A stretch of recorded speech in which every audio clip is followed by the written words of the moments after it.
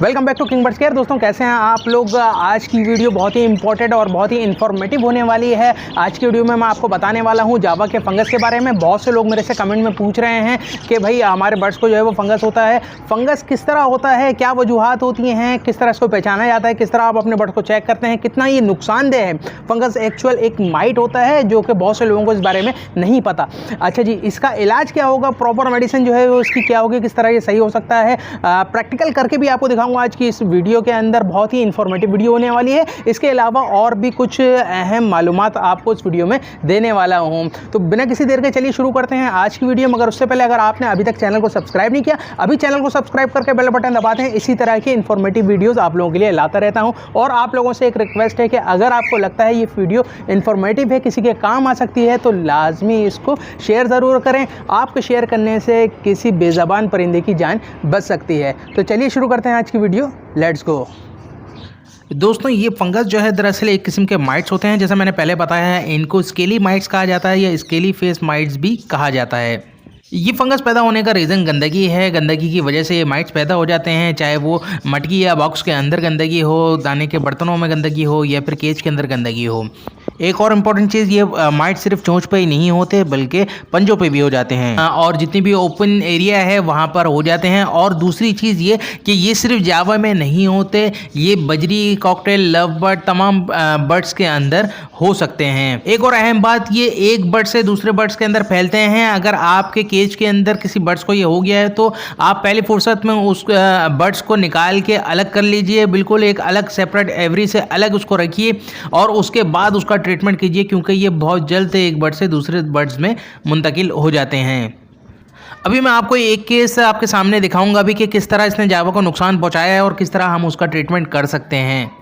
अब बात करते हैं ट्रीटमेंट की। तो देखिए दोस्तों, इसके ट्रीटमेंट जो है वो आप 2-3 तरीके से कर सकते हैं। पहली चीज़ तो इसका एक ड्रॉप आता है। मैं उसका पिक्चर जो है वो यहाँ सामने लगा देता हूँ। बट ये ड्रॉप जो है वो थोड़ा मुश्किल से मिलता है बाज़ जगहों पे और कॉस्टली भी पड़ता है। दूसरा तरीका मैं आपको करके बताता हूँ कि किस तरह आप इसका इलाज कर सकते हैं। बहुत ही सिंपल ट्रीटमेंट है। ये आप देख रहे हैं पेट्रोलियम जेल, आपने ये इस्तेमाल करनी है, या तो फिर आप नारियल के तेल के साथ पॉलीफॉक्स मिला के भी इस्तेमाल कर सकते हैं। दूसरी चीज़, ये कॉटन बड आप देख रहे हैं, इसके ज़रिए हमने ये वैसलीन जो है वो लगानी है। अब दोस्तों यहाँ पर आप देख सकते हैं ये बर्ड्स को जो है वो माइट्स हुआ है। साइड में वाइट सा आप निशान देख रहे होंगे। फंगस जो है वो आ गया है चोंच के साइड में। अब ये काफ़ी हद तक जो है वो कम हो चुका है। अच्छा जी, अब इसका नुकसान भी आप देख लीजिए कि चोंच को अगर आप इनर की साइड से देखेंगे तो जिस जगह पे ये पहले माइट्स तो ज़्यादा थे, जिस जगह पे लगे हुए थे वहाँ से इन्होंने पूरा चोंच का हिस्सा जो है वो गायब कर दिया है। ये देख रहे हैं आप किस कदर ये ख़तरनाक होते हैं। दूसरी साइड पे भी आप देख लीजिए, यहाँ पे भी थोड़ा सा फंगस जो है वो लगा हुआ है। अच्छा, जब फंगस लगेगा ना तो ये बहुत मुमकिन है कि आपका पेयर जो है वो ब्रीड छोड़ दे या फिर क्रॉसिंग वगैरह छोड़ दे। एक और चीज़ का खास ख्याल रखना है, आपने जावा को नहाने का पानी लाजमी देना है, चाहे जितनी भी सर्दी हो। रात में आप पानी निकाल लीजिए और सुबह इनको फ्रेश वाटर दीजिए।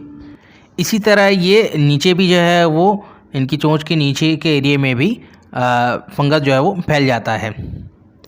और ये आँखों के ऊपर के जो रिंग है इसके ऊपर भी आ जाता है, चोंच के ऊपर भी आ जाता है, बहुत ज़्यादा फैल सकता है। अगर आप इसको वक्त पे देखेंगे तो ही आप इसको कवर कर सकते हैं, वरना जो है वो बर्ड्स मर भी जाते हैं। अच्छा जी, इसका तरीका बहुत ही आसान है। आपने सिंपली इसको वैसलीन लगानी है। किस तरह लगानी है वो भी मैं आपको बताता हूँ। वैसलीन निकालने का तरीका ये है कि आप वैसलीन थोड़ी सी निकाल के जितनी एक वक्त में आप यूज़ कर सकें उतनी वैसलीन निकाल के आप अलग रख लें या अलग किसी जगह के ऊपर रख लें। बाकी वैसलीन के अंदर बार बार वो कॉटन बीड जो है आप बिल्कुल भी ना डालें। अच्छा जी, यहाँ पर मैं आपको दिखाने के लिए जो है वो फ़िलहाल यहीं पर लगा लेता हूँ, ताकि वीडियो में आपको सारी चीज़ें सही से समझ में आ सकें। अब आपने सिंपली जो है वो कॉटन बिट से थोड़ी सी वैसलीन जो है वो लेनी है, पेट्रोलियम जेल, बिल्कुल इस तरीके से, बहुत थोड़ी, बहुत ज़्यादा भर के नहीं लगानी। और यहाँ पर जो है वो इसको ट्विस्ट करना है। जब आप इसको ट्विस्ट करेंगे यहाँ पे, تو हल्का सा बिल्कुल प्रेशर से करना है, बहुत ज़्यादा प्रेशर से नहीं करना। ये वाइट स्किन आपने एक ही दफ़ा में नहीं निकाल देनी, वरना इसके नीचे से जो है वो ब्लड निकल आएगा।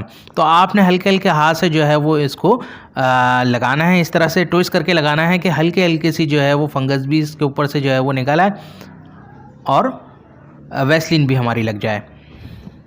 अगेन मैं आपको मेंशन कर दूं कि आपने फंगस को कॉटन से निकालना नहीं है, हल्का सा ट्विस्ट करना है कि हल्का हल्का उसके ऊपर इफेक्ट आता रहे और ग्रेजुअली वो आहिस्ता आहिस्ता 3-4 दिन में हट जाए। जब आप डेली इसके ऊपर अप्लाई करते जाएंगे तो ये स्केली माइट्स आहिस्ता आहिस्ता हटते जाएंगे। अच्छा, एक और चीज़ कि अगर आपको लगता है कि इसका जो है जैसे एक साइड के ऊपर जो है वो काफ़ी हद तक क्लियर हो गया है ड्यूरिंग द ट्रीटमेंट, तो फिर आप दूसरी साइड से जो है वो यही बड से नहीं करें, दूसरी बड से करें।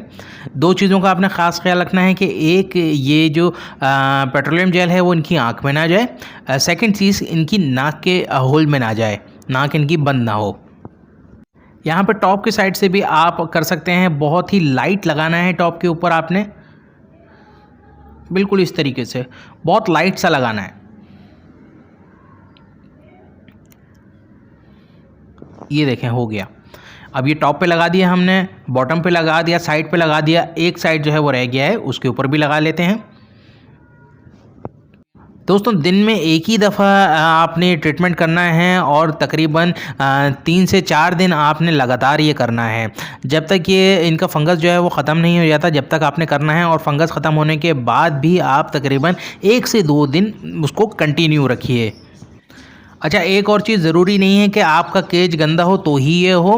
बास टाइम ऐसा होता है कि आपकी जो नेस्टिंग मटेरियल होता है उसके अंदर बास टाइम जो है वो फंगस आ जाता है, कहीं ना कहीं से कोई वायरस आ जाता है जिसकी वजह से आपके बर्ड्स को ये लग सकता है। दूसरी चीज़ कि ये तो हो गया इसका ट्रीटमेंट, अब हम जो है वो इसको डाइट के ऊपर किस तरह कंट्रोल करेंगे। देखिए, इसकी डाइट के अंदर आपने ऐसी चीज़ें देनी है इनको जिसमें विटामिन ए हो। विटामिन ए की कमी की वजह से भी ये होता है और गंदगी की वजह से भी ये होता है, दोनों कंडीशन के अंदर ये माइट्स पैदा हो सकते हैं। अब विटामिन ए की बात करें तो गाजर के अंदर अच्छा विटामिन ए होता है, धनिया आप दे सकते हैं उसके अंदर भी अच्छा विटामिन ए है। और दूसरी चीज़ कि आप एग फूड जो है वो इनको लाजमी दें, उसके अंदर भी विटामिन ए शामिल होता है।